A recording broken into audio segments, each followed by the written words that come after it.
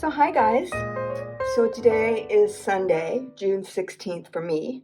It's very quiet Sunday right now, so I thought I would take the opportunity to share a few of the books that I found in my adventures going thrift shopping.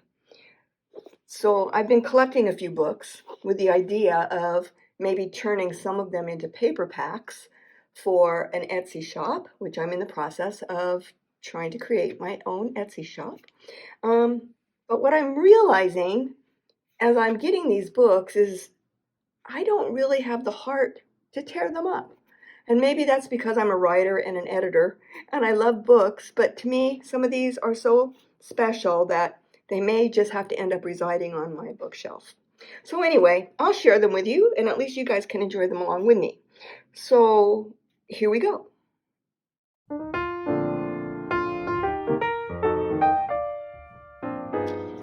So the first book I'm going to share with you is this book about steamboats.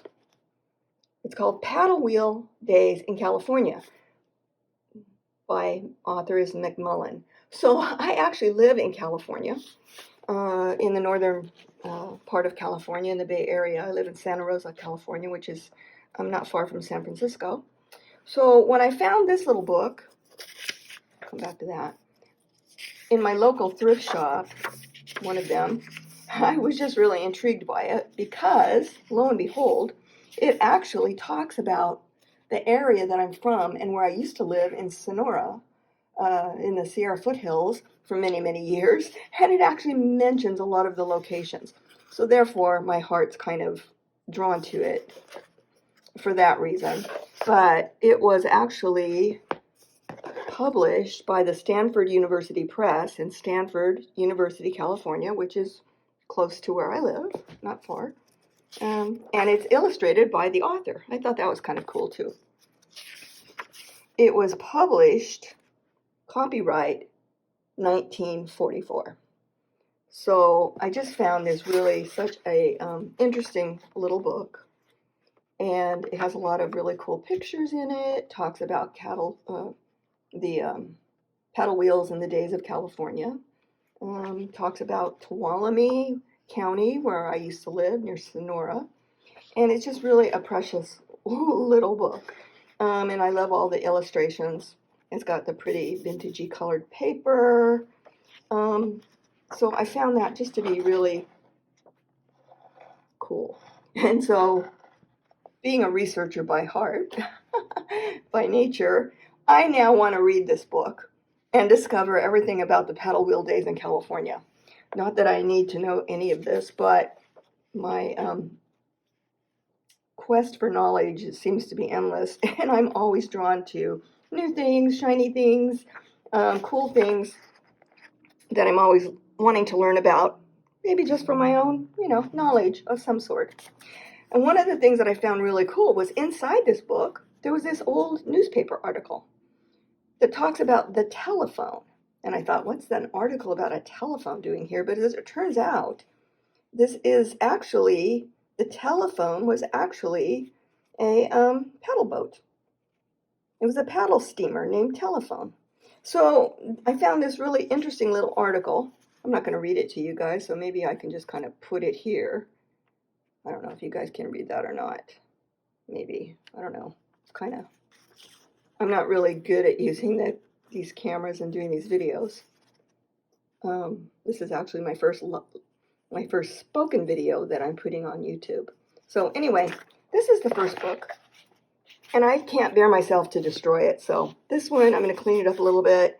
It's going on my bookshelf, but it's Paddle Wheel Days in California. So there you have that one.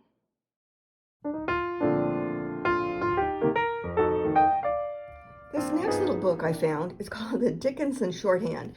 So when I was growing up, I took shorthand in class, in school. I was really fast at writing shorthand, but unfortunately I could never read it.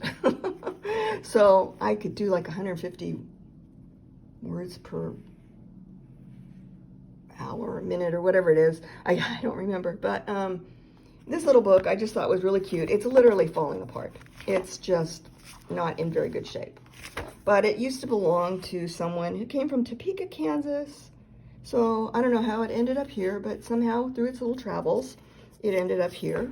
And it was actually published in, let's see, if I can get the page turned here.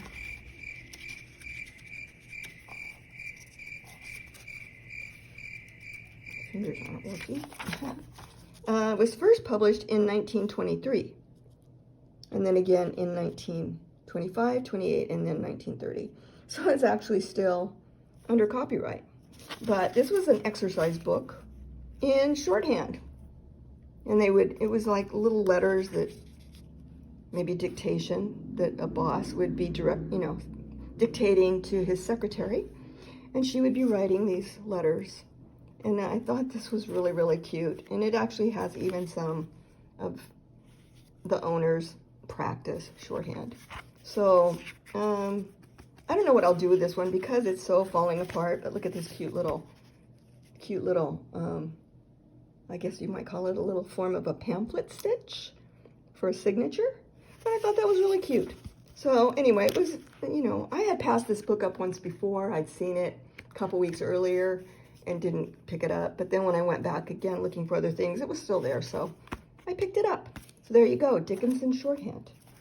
Cute little red book.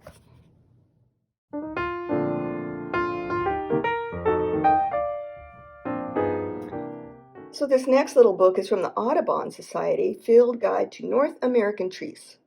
Albert L. Little, Knopf. And let's see. This is a cute little book too. It has a nice soft, kind of a vinyl-y, leathery type feel cover. But it has all of these really pretty little illustrations in it. They're kind of glossy. And I guess you could cut it out and use it for paper or in a junk journal of sorts. But it has all of these little definitions of the kind of trees, things like that. And I'm kind of always interested, again, there I go, being interested in wanting to learn all about these trees. Like my next vocation in life is going to be working for the Audubon Society or being some kind of a botanist. I don't know. I just get really enthralled with things like this. But this was a cute little book. I don't know. I picked it up. It was, on the shelf. It needed a home. So this one I might be able to dissect and pull out some of the papers. It's not as precious to me as some of the other ones are. But anyway, there you have this little tree book, plant book. The Audubon Society, Field Guide to North American Trees. There you go.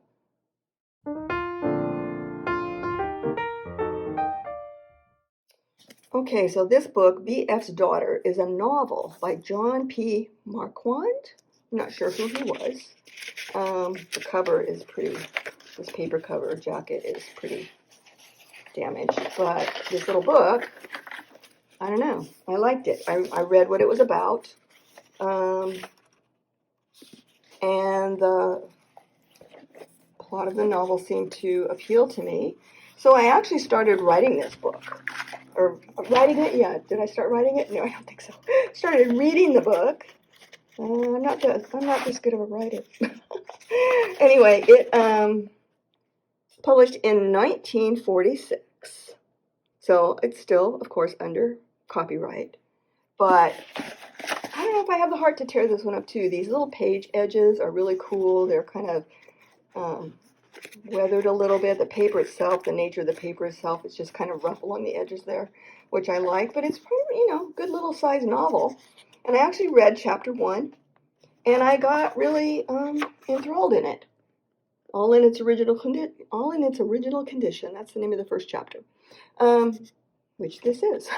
So anyway, I'm going to continue reading this just for the fun of it. And we'll see what I do with this one. But again, this one's just a cool little vintage find. Look at this cute little cover. I love that. Maybe I'll learn how to scan some covers or something one of these days and do something like that. But anyway, there you have B.F.'s Daughter. So we'll see what happens to B.F.'s Daughter. I kind of want to know, don't you?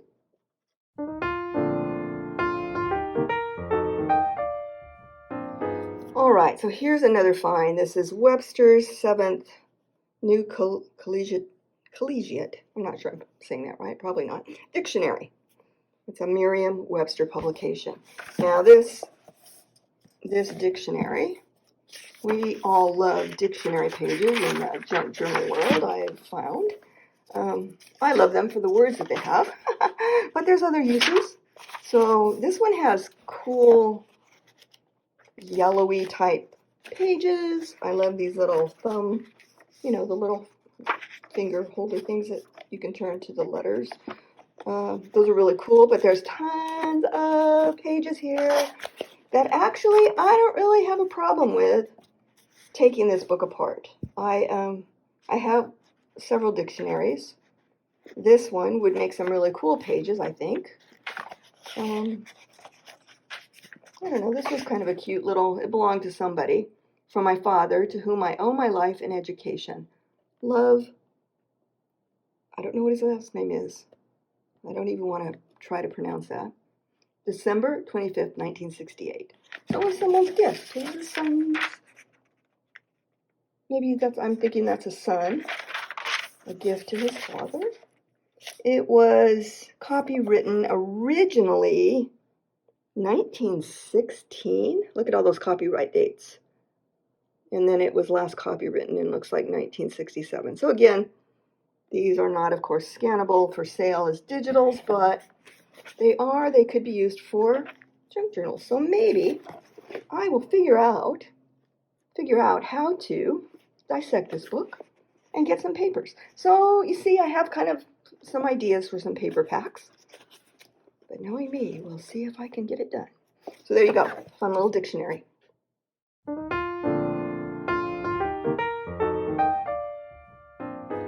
So now these next two books, when I came across them, they are French. They're not French books necessarily, I don't think. But this one is the language, the civilization of Francais. That would be French. France.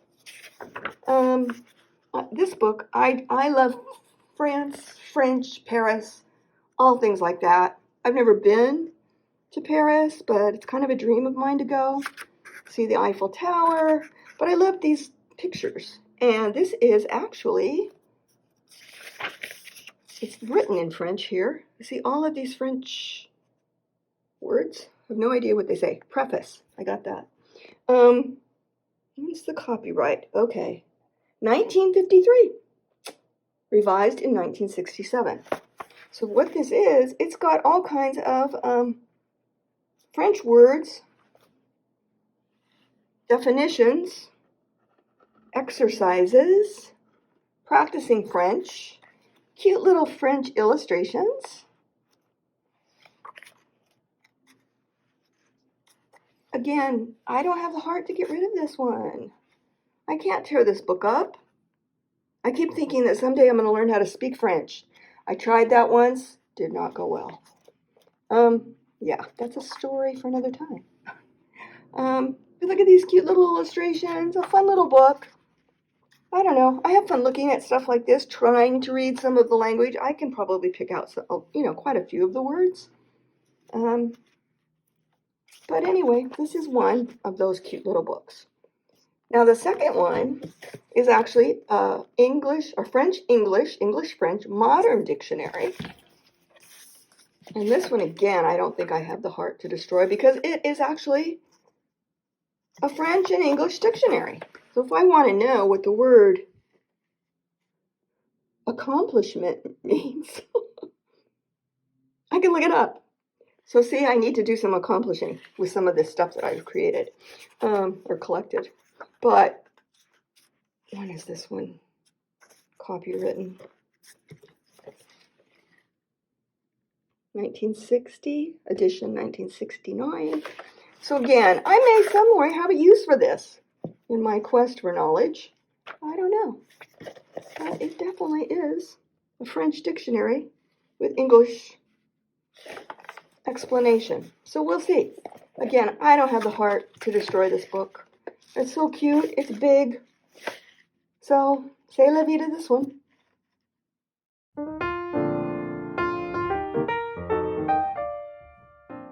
So I guess the last one I'll share is kind of a strange one.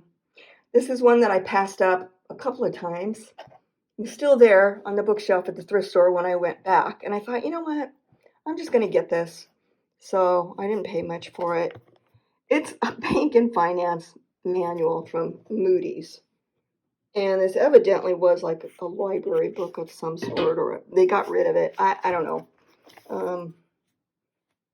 It's just a bunch of numbers and finance stuff. But the pages are really kind of cool. They're yellowy, that's the vintagey yellowy kind of color. They would make some nice backgrounds. I think they'd be kind of cool in a paper pack. I don't know that I would particularly use them. Yeah, you know what? I would use them in a junk journal. I would paint on them or try to do some of the distressed inks. I don't know. I haven't tried any of that, but I certainly have the supplies to try it.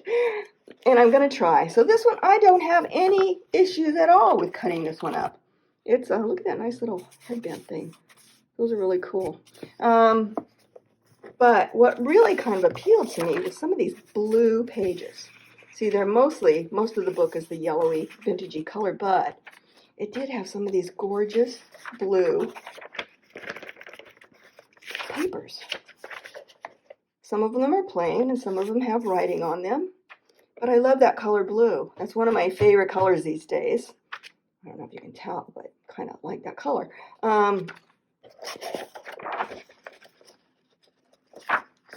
It was discarded. You can tell it was discarded.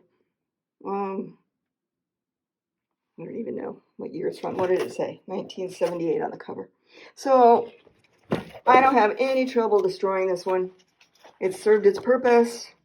I have no idea what all of these finance things mean, nor do I even care. But there we go. This one might be soon to be cut up. Sorry, Moody. I might be in the mood to cut you up. I don't know. Anyway, that's it for that one. So thank you guys for watching. I hope that you enjoyed looking through some of these little books from me and that I've collected, and I'll see what I can do with them. In the meantime, have a great day. Enjoy your weekend or whenever you're watching this, and I will try to do more fun little videos again soon. Okay? Bye-bye, guys. See you later.